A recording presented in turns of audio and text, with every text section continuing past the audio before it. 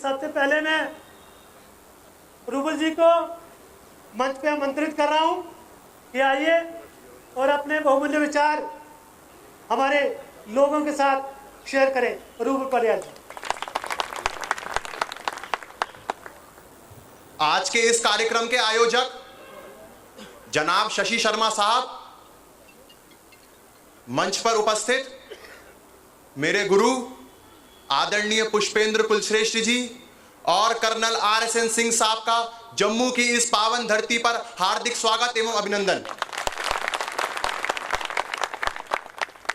और आप लोगों के बीच में जम्मू का एक जाना माना चेहरा, टीम पुष्पेंद्र कुलश्रेष्ठ का एक युवा सदस्य जो हमारी हर मुहिम को आप लोगों के बीच में ताकत के साथ रखता है, ऐसे हमारे भाई जम्मू का शेर विशाल गुप्ता को हार्दिक स्वागत एवं अभिनंदन।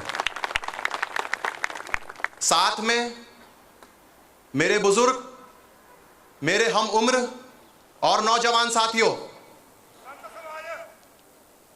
मैं पिछली बार जम्मू 8 सितंबर को जम्मू आया था गुरुजी के साथ, और इस बीच में, इस कालखंड में दिल्ली में एक बड़ी घटना घटी है। राजपथ, जिसका नाम बदल के अब कर्तव्य पथ रख दिया गया है, वहां पर आप लोगों ने देखा होगा इंडिया गेट के सामने एक कैनोपी थी जहां पर जॉर्ज पंजम का पुतला था। वो जगह काफी टाइम से खाली थी, तो टीम पुष्पेंद्र कुलश्रेष्ठ की एक मुहिम थी कि यूं तो कहा जाता है कि 15 अगस्त 1947 को हमारा भारत देश आजाद हुआ, मगर भारत सरकार के पास कोई प्रमाणिक दस्तावेज नहीं है जिसमें यह लिखा हो कि 15 अगस्त 1947 को भारत देश को आजादी मिली। यह ब्रिटेन का संविधान है, इसके चैप्टर 30 में लिखा है कि 15 अगस्त 1947 को भारत को डोमेनियन स्टेटस का दर्जा मिला, अर्थात भारत 2 हिस्सों में खंडित हुआ। तो ये कौन सी आजादी हम मना रहे हैं कि 1968 तक हमारी आईबी ब्रिटेन को रिपोर्ट करती थी, 1958 तक नेताजी सुभाष चंद्र बोस के परिवार की मुखबरी की जाती थी।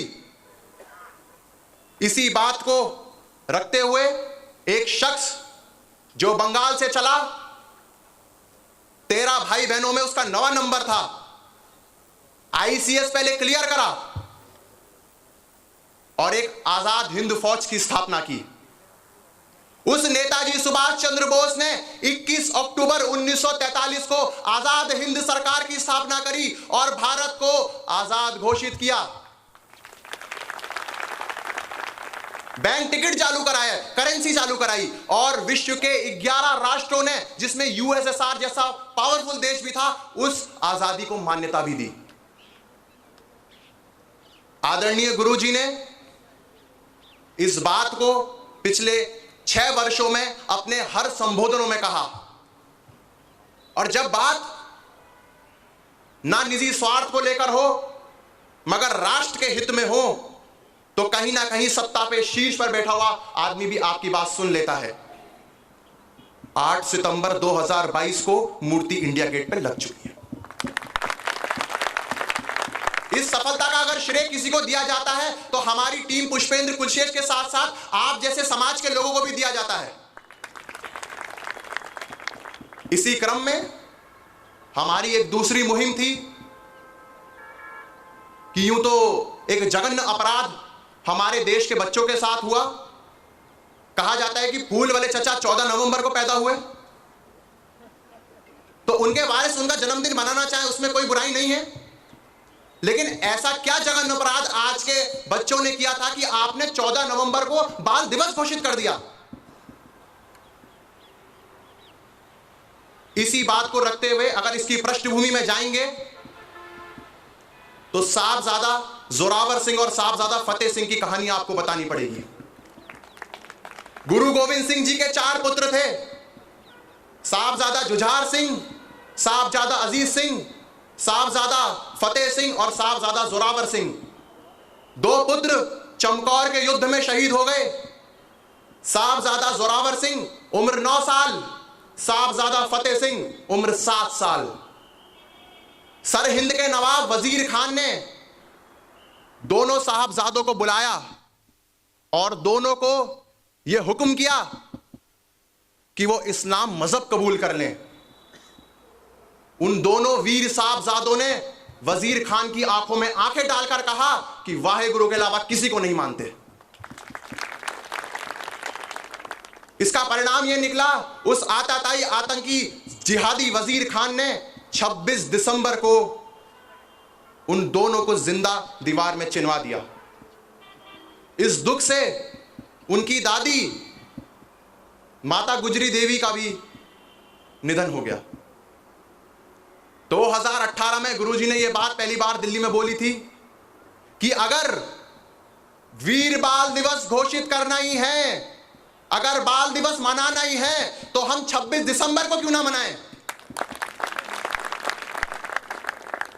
यह तारीखों का बड़ा खेल होता है। 3 जनवरी 2022 को गुरुजी उत्तराखंड आए थे और उत्तराखंड में उन्होंने आखिरी बार यह बात कही थी, तो सत्ता के शीर्ष पर बैठे आदमी के भी कानों में बात गई और उसने 9 जनवरी 2022 को यह आदेश किया कि अब से वीर बाल दिवस 26 दिसंबर को मनाया जाए। इसी क्रम में हमारी बहुत सारी मुहिमें हैं। आने वाली मुहिम के बारे में आदरणीय गुरुजी आप लोगों के बीच में उनको आप पूरा व्याख्यान करेंगे।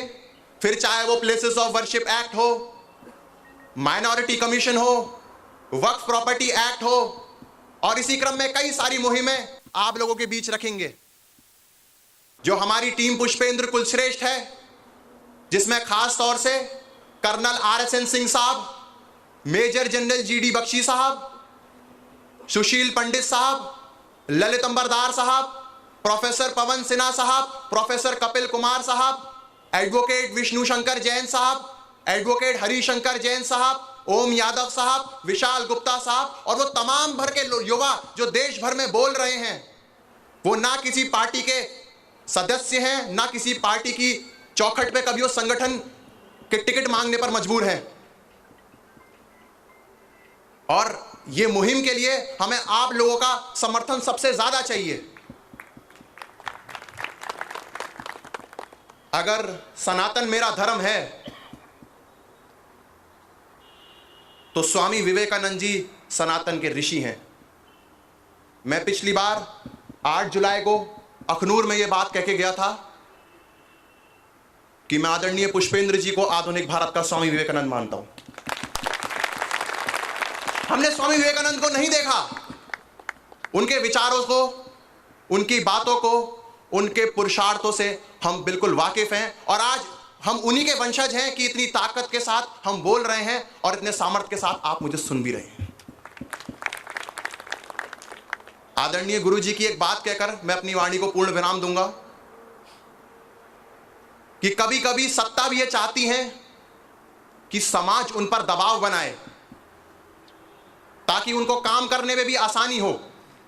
तो ये समाज का दबाव ही है कि 5 अगस्त 2019 को आर्टिकल 370 और 35 हटा, राजीव गांधी खेल रत्न अवार्ड को ध्यानचंद अवार्ड किया गया, वीर बाल दिवस का नाम बदला गया, दिनांक बदली गई और सुभाष चंद्र बोस जी की मूर्ति भी इंडिया गेट पे लगाई गई।